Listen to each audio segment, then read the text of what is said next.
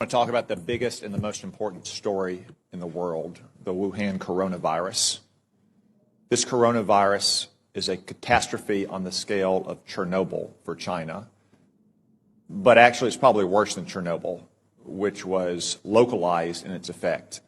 The coronavirus could result in a global pandemic.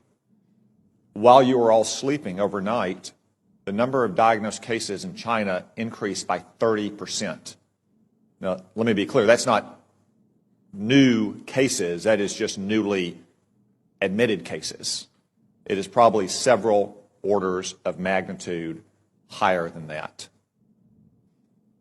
Also, while you were sleeping, China now has its entire border with Russia closed.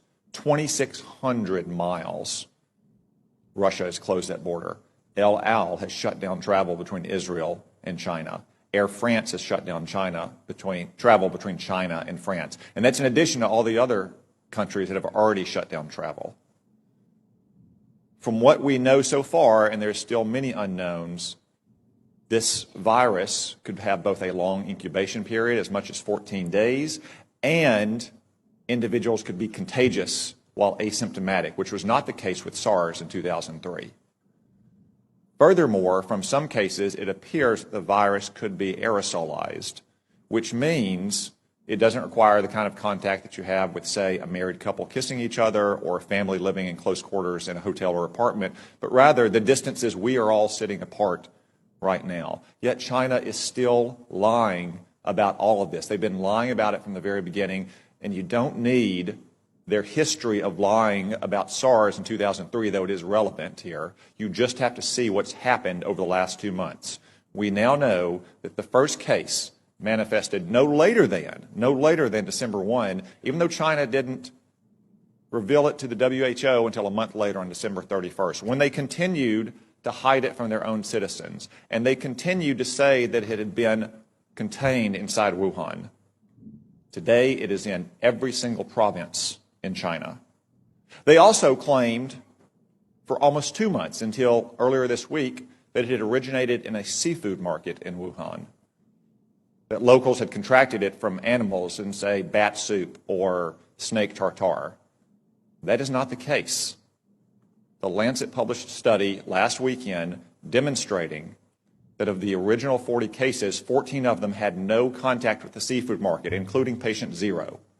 As one epidemiologist said, that virus went into the seafood market before it came out of the seafood market. We still don't know where it originated. Could have been another seafood market. Could have been a farm. Could have been a food processing company. I would note that Wuhan also has China's only biosafety level 4 super laboratory that works with the world's most deadly pathogens, to include, yes, coronavirus. Now, look at China's own actions. They have quarantined 60 million people, 60 million, more than the entire population of our West Coast. They've shut down schools indefinitely.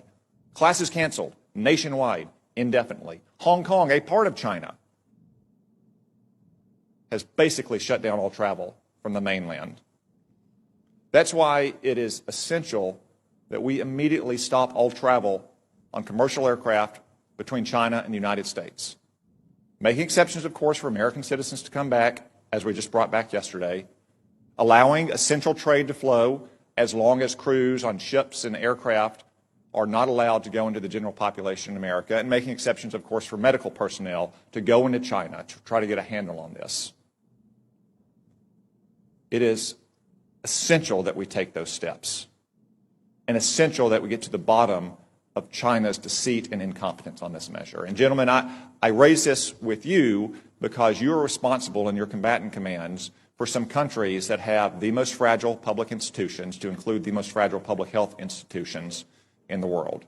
So I ask, even though as of this morning there are not yet confirmed cases of coronavirus in your combatant commands, though I suspect there will be soon, what is your assessment about the ability of the governments in your combatant commands to handle a potential global pandemic like this? General Townsend.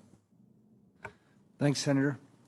So there are not, that I'm aware of, any confirmed cases, as you mentioned, but there are some suspected cases.